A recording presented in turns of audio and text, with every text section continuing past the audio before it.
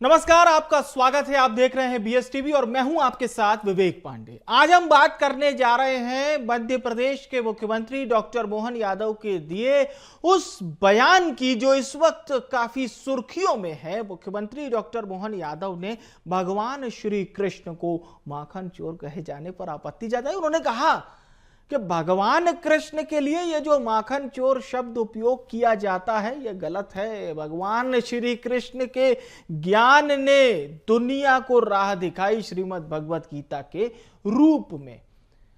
और इसके साथ ही साथ इस पूरे मामले पर कुछ सियासी प्रतिक्रियाएं भी आई है। आखिर ये मामला है क्या और मुख्यमंत्री क्यों कह रहे हैं कि भगवान श्री कृष्ण को माखन चोर नहीं कहा जाना चाहिए। आप एक रिपोर्ट देखिए।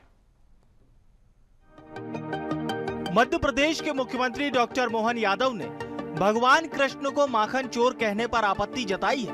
उन्होंने कहा कि कृष्ण को माखन चोर कहना गलत है। दरअसल कृष्ण केवल माखन चोर नहीं बल्कि योगेश्वर, पार्थ सारथी, धर्म संस्थापक भी हैं। प्रदेश सरकार जन जागरण अभियान शुरू करने जा रही है। सीएम मोहन का कहना है कि भगवान कृष्ण को केवल माखन चोर कहकर उनकी विराट छवि को छोटा करना उचित नहीं है।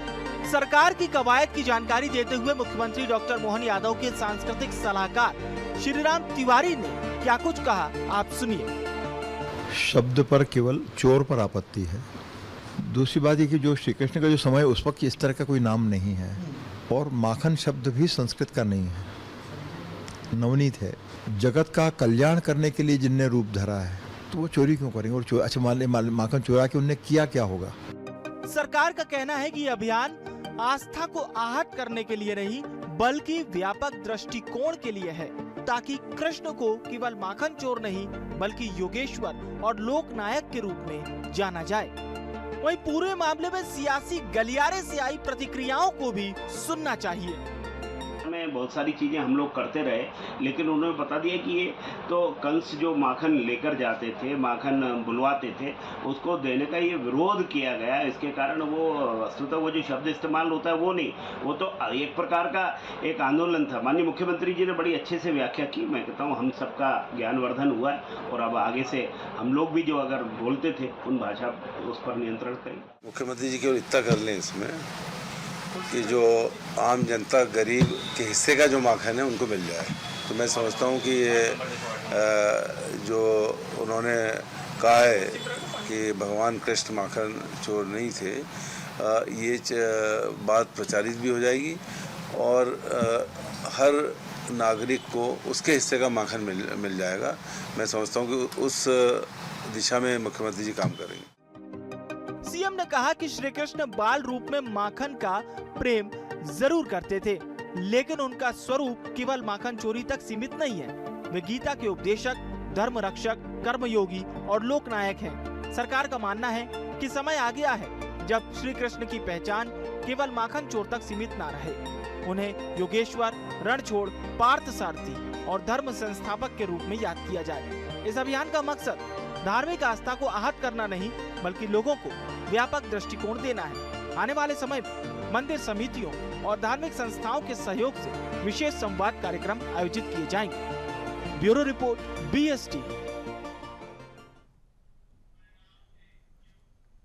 तो देखिए, इन बातों से साफ तौर पर ये पूरी जानकारी क्लियर होती है कि आखिर इस मामले पर सियासत किस तरह से हुई और साथ ही साथ मुख्यमंत्री डॉक्टर मोहन यादव ने क्यों इस बात पर आपत्ति जताई कि माखन चोर शब्द उपयुक्त नहीं है, सही नहीं है भगवान श्री कृष्ण के लिए। अब हमारे साथ इस वक्त दो खास मेहमान चर्चा के लिए जुड़ रहे हैं। दोनों मेहमानों का परिचय आपसे करा देते हैं। सबसे पहले हम शुरुआत करेंगे अखिलानंद महाराज जी से। आप महामंडलेश्वर हैं। मैं आपको प्रणाम भी करता हूं और बहुत स्वागत करता हूं महाराज जी आपका BSTV पर। कांग्रेस पार्टी से प्रवक्ता सीता शरण सूर्यवंशी भी हमारे साथ जुड़े हैं, बहुत स्वागत है आपका। आदरणीय महाराज जी, मैं शुरुआत आपसे ही करना चाहूँगा। भगवान भोलेनाथ को भी हम कई अलग अलग नामों से जानते हैं। भगवान श्री कृष्ण का तो वो उल्लेख है कथाओं में कि आम व्यक्ति बिल्कुल, चाहे जैसे छोटी बालक होते हैं उनको कन्हैया कहा जाता है, बाल कृष्ण कहा जाता है, छोटे छोटे बालकों को झांकियों में सजाया जाता है। लेकिन ये जो माखन चोर शब्द है महाराज जी, ये कितना उपयुक्त है? शुरुआत आपसे।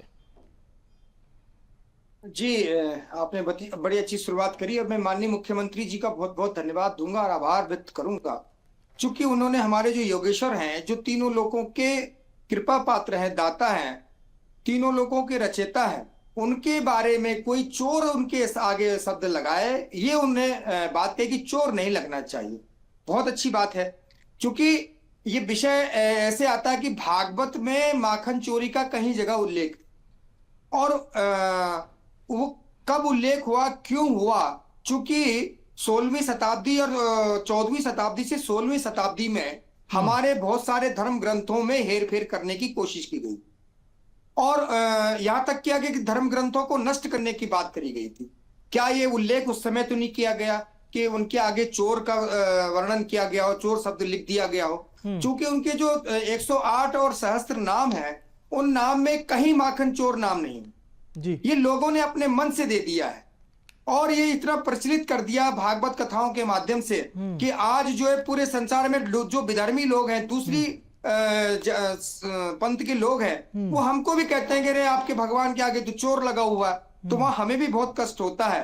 तो ये नाम विद्वत हमारे सारे विद्वानों के सामने रखकर, काशी विद्वत परिषद के विद्वान हो, समस्त भारत के बड़े बड़े विद्वानों के सामने इस मुहिम को रखकर, और हम भी माननीय मुख्यमंत्री जी का सहयोग करेंगे और इस नाम की पूरी छानबीन की जाए, क्योंकि वो तो साक्षात योगेश्वर थे, उन्होंने बहुत सारी लीलाएं करी उसमें, और ये लीलाओं के आधार पर अगर कोई जबरन का नामकरण कर देना, क्योंकि उन्होंने उनको चुराने की आवश्यकता क्या थी माखन को? पहले तो मैं ये पूछता हूँ, जिनके पास की लाखों गाय थी, उनको माखन चुराने की क्या आवश्यकता थी? वो उनकी लीला थी और वो लीला का वर्णन किया गया, और उस वर्णन के आगे चोर शब्द कब लगा, इसकी जानकारी लेना बहुत आवश्यक। ये विद्वानों के माध्यम से इसकी जानकारी ले। बहुत बहुत अच्छी बात आपने कही है महाराज जी कि इसकी जानकारी जरूर लेना चाहिए। हमारे साथ सीता शरण जी भी जुड़े हुए हैं, कांग्रेस पार्टी के प्रवक्ता हैं। सीता शरण जी, सीधा सवाल यही कि भगवान श्री कृष्ण को लेकर ये बात सरकार ने कही है कि माखन चोर शब्द का उपयोग करना ये सही नहीं है, और सरकार एक जन जागरण अभियान चलाने जा रही है। सीता शरण जी, तो एक तो ये शब्द जो है, हाँ, मुझे तो लगता है ये एक प्रेममयी भाषा में है। गोपिकाओं के बीच में 16,108 पटरानियों के मध्य में जब वो रहस्य लीला करते हैं, उस रहस्य लीला के अनुसार कि छीन के ले गया दिल जिगर मेरा तामरा, तो जिस तरीके से ये 3 स्कंदे पुराण कथा प्रेम सागर में और 9 स्कंदे पुराण कथा, तो ये 12 स्कंदे पुराण कथा जो भागवत में भी, तो उसमें भी माखन का और माखन चुराने का, और ये जो रहस्यमयी एक गोपिकाओं के बीच में कि माखन के और मिश्री के बहुत शौकीन थे वो, तो गोपिकाएं उनको प्रेम पूर्वक और अपने हृदय के अनुरूप उनको बुला करके माखन और मिश्री खिलाती थी, और जो नहीं देती थी तो वो रात्रि में, ये लेखनी की बात कहता हूँ मैं, तो वो रात्रि में जाकर के माखन चुरा लेते थे। तो वो एक आनंद रामायण में भी एक दृष्टांत दिया गया है कि दधी माखन की चोरी करना नहीं कनाई, और देने चलूं उड़ाना यशोदा के घर में जाई, तो वो कान पकड़ के जब ग्वालिन ले जाती है यशोदा के पास, तो यशोदा जी के समक्ष जब वो ग्वालिन ले जाती है, तो यशोदा जी कहती हैं कि देख पति का मुखड़ा ग्वालन गई शर्माई, तो वो उनके पति का ही रूप वो दिखा देते हैं। तो वो पति का रूप भगवान कृष्ण, और भगवान कृष्ण सामने से यशोदा जी के आंगन में टुकुर टुकुर टुमुक टुमुक पैदल चले आते हैं। तो उस समय ये जो जिस तरीके से ये जो शब्द है, ये प्रेममयी शब्द है। जिस तरीके से ये चोरी जो शब्द है, तो चोरी का मतलब उसमें अलग अलग विच्छेदना है, क्योंकि एक वर्ड के, एक अर्थ के, एक शब्द के 12 अर्थ होते हैं। तो जिस तरीके से अगर माननीय मुख्यमंत्री महोदय जी ने इस शब्द को, अगर ठीक है, उनको अगर ये उचित नहीं लगा कि यार कृष्ण जी को माखन चोर कहा गया है, तो उसमें एक प्रेममयी भाषा में उसको एक ढाला गया है जी। तो ये ऐसा नहीं है कि उनको, भगवान को, कृष्ण को, जो जिस तरीके से उन्होंने जो रहस्य और लीलाएं की हैं, तो उन लीलाओं में उन्होंने कि जब जैसे रात्रि को भी कह दिया था कि राम जी जब पैदा हुए तो रात्रि उसके अयोध्या के किनारे बैठी रही, तो बेचारी रात्रि को आशीर्वाद दिया कि आप वहीं रहिए, अयोध्या में अंधेरा हो जाएगा। ये भी एक दृष्टांत में बताते हैं कि आप मैं अगले जन्म में द्वापर में कन्हैया के रूप में अर्धरात्रि में जन्म लूंगा, तो आप मुझे लाड़ दुलार करना। तो अर्धरात्रि उस समय पे जब जो रात्रि को 12 बजे जब वो होते हैं तो वो रात्रि उनको लाड़ दुलार करती है। तो ये प्रेममयी भाषा का मुझे तो ऐसे लगता है जहां तक मैंने पढ़ा है। जी बताइए। चलिए, लेकिन मैं ये जरूर कहूंगा कि सीता शरण जी, सियासी प्रतिक्रियाएं, सियासी बयानबाजी आप लोग देते रहते हैं, पर अच्छी तैयारी करके जरूर आए आप। मैं एक बार फिर से आप लोगों के पास लौटूंगा। इसी बीच हम आपको अब सुनवाने जाते हैं श्री कृष्ण को माखन चोर, ये जो शब्द कहा जा रहा है, उनकी लीलाओं को लेकर मध्य प्रदेश के मुख्यमंत्री डॉक्टर मोहन यादव के सांस्कृतिक सलाहकार हैं श्री राम तिवारी जी। उन्होंने आखिर क्या कुछ कहा है इस पूरी बात पर, वो आपको हम सुनवा देते हैं। तो श्री कृष्ण जिनके घर में गाय और गाय के दूध की और माखन की, घी की कोई कमी नहीं है, वो क्यों चुराना चाहेंगे? उन्होंने अपने, चूंकि देवी चरित्र हैं, लोक कल्याण के लिए, समाज के कल्याण के लिए वो अवतार लिया है, युगावतार वो हैं, लीलाधर भी है, लीला पुरुष। तो लीलाओं के माध्यम से उन्होंने समाज का उद्धार करने का काम किया। उद्धार शब्द, जागरण का शब्द, ये बहुत महत्वपूर्ण है। चोरी जो है, हत्या जो है, ये निराशा के विषय है। महाराज जी, आप भी सुन रहे थे अभी श्री राम तिवारी जी को। महाराज जी, उनका ये कहना है कि ये जो शब्द है चोरी का, ये शब्द भगवान के लिए उपयुक्त नहीं है। योग योगेश्वर भगवान, जिन्होंने गीता का ऐसा उपदेश दिया जिसे सिर्फ भारत में रहने वाले हम और आप नहीं, पूरी दुनिया में अलग अलग भाषाओं में श्रीमद् भगवत गीता को पढ़ा जाता है, और इसे बेस्ट मैनेजमेंट बुक भी कहा जाता है कि ये दुनिया के लिए मैनेजमेंट की एक सर्वोत्तम किताबों में से एक है श्रीमद् भगवत गीता, जो हमारे देश में पूजनीय है। महाराज जी। बिल्कुल, देखिए श्री राम तिवारी जी ने जो कहा, ये बात बिल्कुल सत्य है कि जो भगवान योगेश्वर, जो साक्षात परमेश्वर हैं, उन्होंने बहुत सारी लीलाएं करी, और जो माखन चोरी का जिस प्रकार से उनपे वो एक वर्णन किया जाता है, भाई उन्होंने अपना एक विरोध दर्ज कराया। चूंकि क्या था कि कंस के यहाँ का जो कर था, वह वहां ग्वाल वालों से कर के रूप में क्या लेंगे, दही माखन लेंगे, और उस माखन को कंस के राजमहल में पूरी तरीके से पूरा माखन वहां भेज दिया जाता था।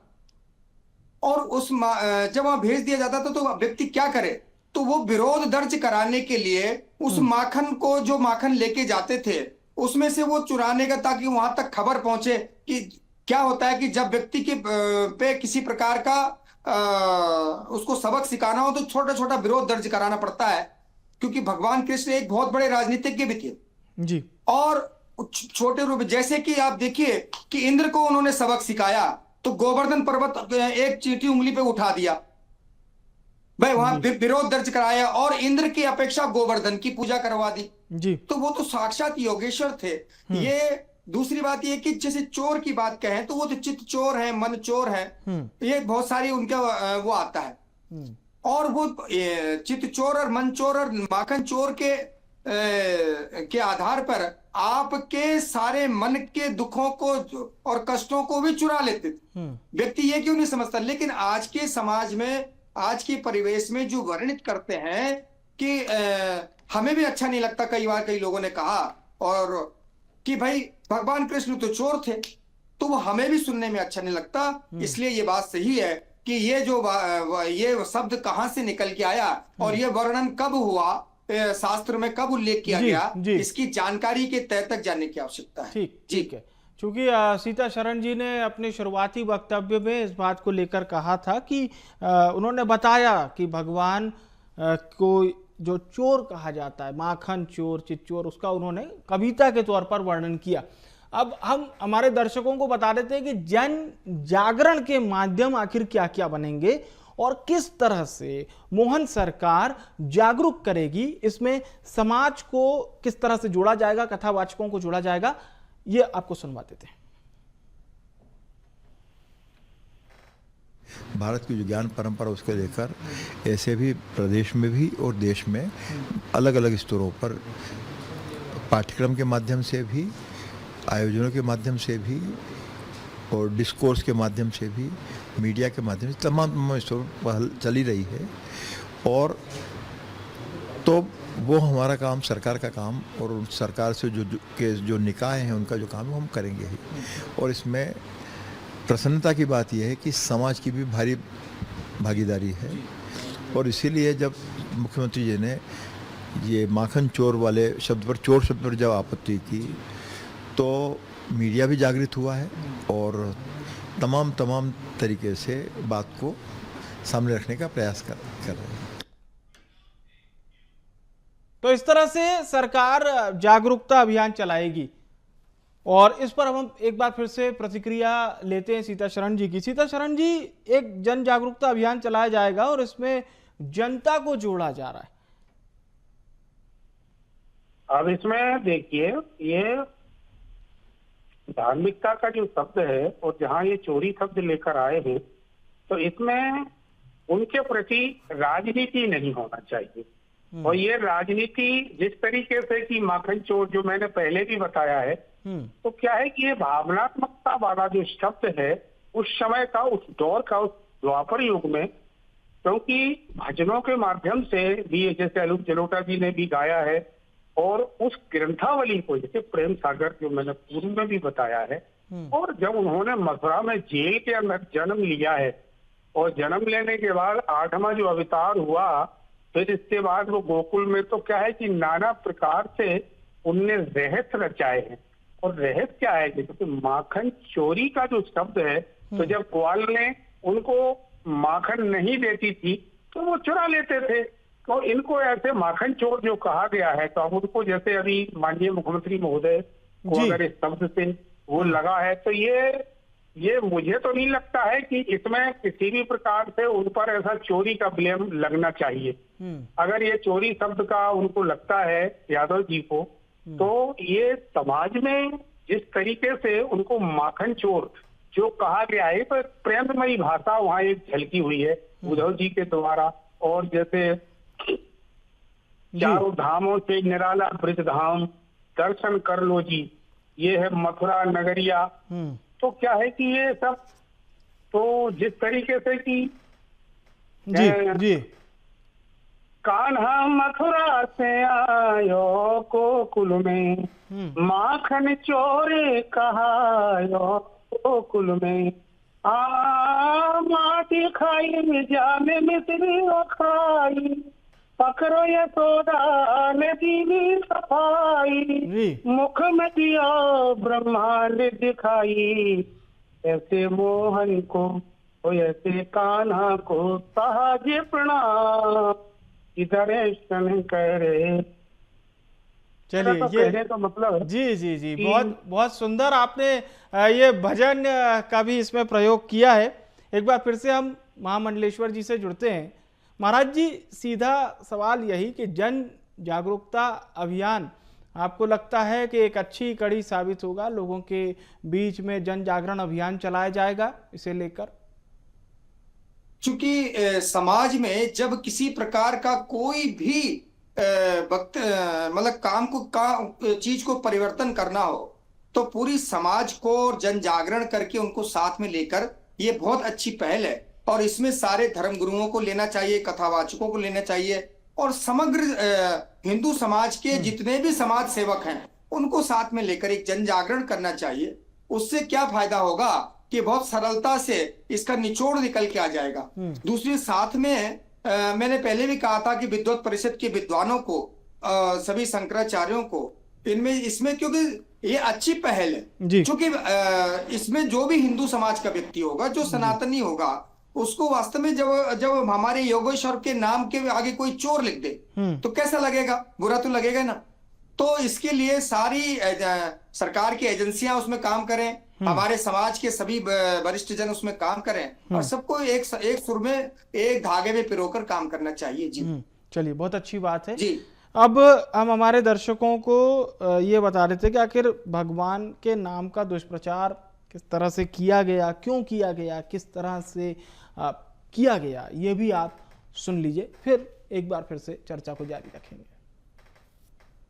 जैसे एक दुष्प्रचार जो चलता रहा कि हमारे जो देवी चरित्र हैं, महादेव हों, दुर्गा हों, श्री कृष्ण हों, राम हों, तो सबके पास अस्त्र शस्त्र हैं।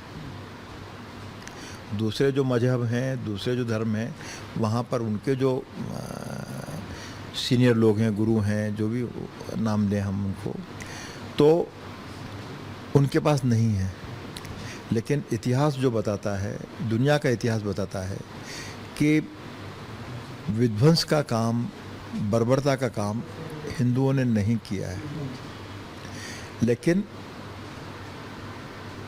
आपके देवी देवता हिंसक हैं, इसलिए आप हिंसक समाज हैं।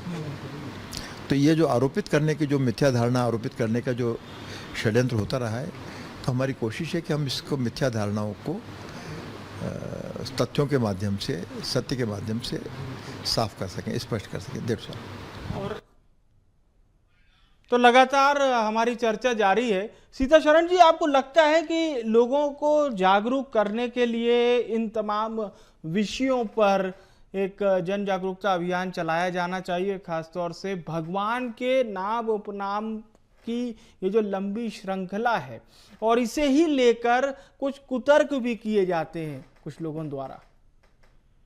देखिए आदरणीय, मेरा तो क्या है कि जो उन्होंने जो जैसे त्रेता युग में रामचंद्र जी ने मर्यादाओं को ध्यान में रखते हुए मर्यादा पुरुषोत्तम राम कहे गए, ठीक ऐसे ही उन्होंने द्वापर में जो लीलाएं की हैं और जो उनके आदर्श हैं, जो आपको हमें उन्होंने आदर्श दिए हैं, तो मैं तो आज की लेटेस्ट सरकार से ये निवेदन करना चाहता हूं कि उन्होंने जिस तरीके से उपजा को, जिस तरीके से उन असहाय लोगों को, जिस तरीके से मथुरा में आकर के उस बुराई को अच्छाई में बदलने का प्रयास किया है, ऐसे ही मोहन सरकार को उन अच्छाइयों पर, उन अच्छे शब्दों पर ध्यान देते हुए, समाज की सेवा करते हुए, उनके जो आदर्श हैं भगवान श्री कृष्ण के, उन आदर्शों को इस मध्य प्रदेश की जनता को उन्हें ऐसा प्रसारित करना चाहिए, ऐसा मेरा मानना है। बहुत अच्छी बात है। समय की कमी के चलते इस कार्यक्रम का यहीं समापन करेंगे। महाराज जी, आपका बहुत बहुत धन्यवाद। सीताशरण जी, आपका बहुत बहुत धन्यवाद, शुक्रिया हमारे साथ इस कार्यक्रम में जुड़ने के लिए। कृष्ण नहीं थे माखन चोर, यही हमारी आज चर्चा का विषय था। मुख्यमंत्री डॉक्टर मोहन यादव ने इस बात को लेकर आपत्ति जताई। उन्होंने ये भी कहा कि मुख्यमंत्री अपने एक उद्बोधन के दौरान इस बात को कह रहे थे कि भगवान श्री कृष्ण, जिन्होंने देश दुनिया को एक अलग दिखाई, समाज को एक अलग दिखाई, मैनेजमेंट का सबसे बड़ा सूत्रधार कौन बने? श्री कृष्ण बने। अर्जुन के सारथी थे, लेकिन दुनिया में भी जब कोई घटनाओं पर, दुर्घटनाओं पर अपने आप को अलग थलग पाता है, तो भगवान श्री कृष्ण द्वारा कही वही गाथा, वही कथा श्रीमद् भगवत गीता को पढ़ता है। जन जागरण अभियान चलाया जाएगा, बहुत कुछ इसमें शामिल है जो आने वाले समय में आपको देखने को मिलेगा। फिलहाल के लिए इस खास कार्यक्रम में इतना ही, और आप देखते रहिए EBS टीवी। नमस्कार।